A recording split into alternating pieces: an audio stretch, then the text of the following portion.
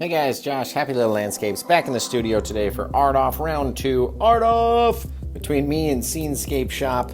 Yeah, as you can tell, my voice is really not synced up to this video, and it's because I filmed the entire video without having my microphone on. So, I sent Dean this photo right here. And I said, hey Dean, we're going to paint Stranger Things 2 for this Art Off Round 2, right? The Shadow Monster, the Mind Flayer from Halloween night.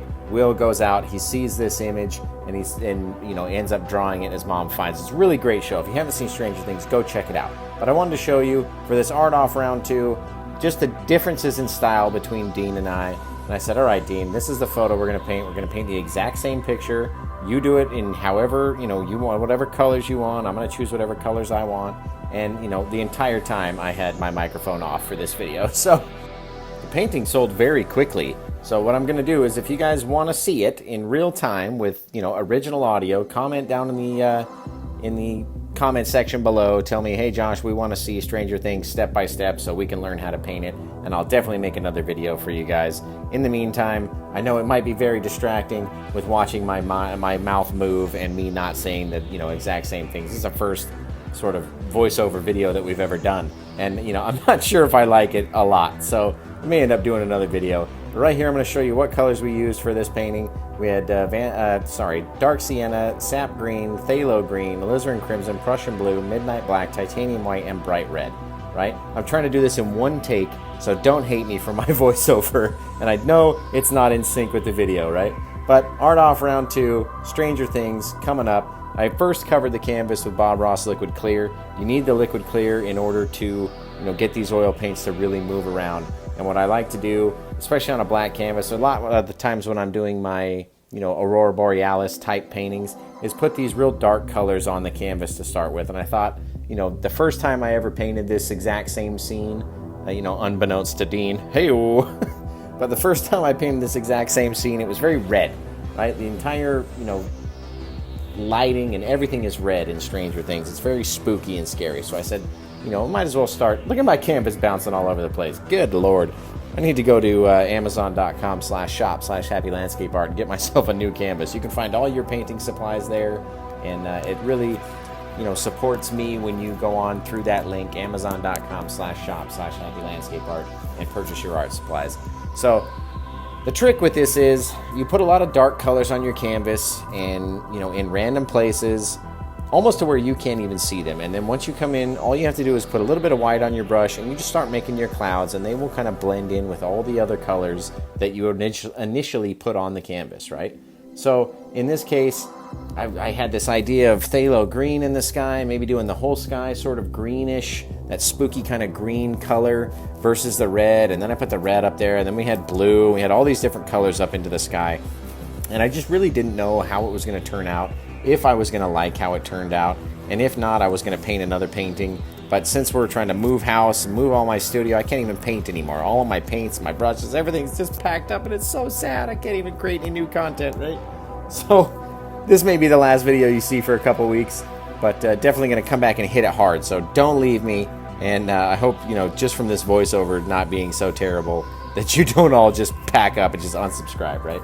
So you throw these colors randomly on the canvas to where you can't even see where they are, right? It's a total mystery. And then when you start adding stuff or blending, doing your mountains or your trees, and you start pulling everything out and blending it out, you'll pick up all these random colors, and it looks really neat.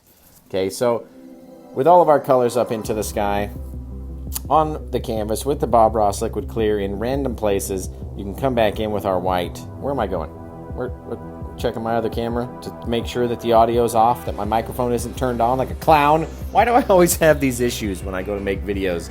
It's either the mic's not on, or it's not live, the video's choppy, my internet connection isn't good. It's always something with my videos. So I really appreciate you guys sticking with me. I'm about to upgrade equipment again, and hopefully with this new upgraded equipment, I will have these stellar, perfect videos with perfect sound and perfect picture. So thank you guys again for sticking with me. I really love all the support that everyone shows. I love when anyone tries one of my paintings. And again, if you want to see this painting in real time without any fast forwarding, step by step with actual audio, comment down in the comments below and just let me know if it's something that you'd be interested in learning how to paint, right? In the meantime, check out happylittlelandscapes.com. You can find all my platforms to every site that I'm on, all my stores, my Etsy store, my Amazon store, happylittlelandscapes.com. And we're going to show you right here this cool technique. Just watch real fast. It's going to happen fast. Bam! Look at all these colors go up onto the canvas, right? You've got blues and reds and greens. And at this point, when I started making my lightning, I'm looking at the sky going, this is not really how I wanted it to look, but if it's going to be this blue and that little amount of red compared to the first painting that we did, let's just go crazy, right? We're going to make it more of a blue type of scene. Now, normally I would start with dark as my shadow, my base shadow color, but in this instance, the shadow monster is very dark, so we went with a kind of a light gray base color and then went and highlight it with dark, which doesn't make any sense, right? But the shadow monster ended up looking really neat. And I said, all right, he's got to have these trees underneath him.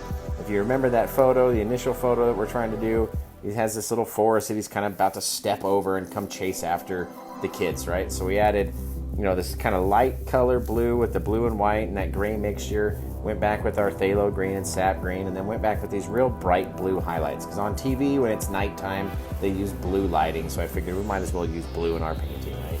Came back, added our bushes, tried to match down, exactly where everything was on the photo, because that is the challenge, to paint the photo. Put our tree, our little bare branchy tree coming in on the right. And, the hardest part about doing this painting is when you get to do the power lines, right?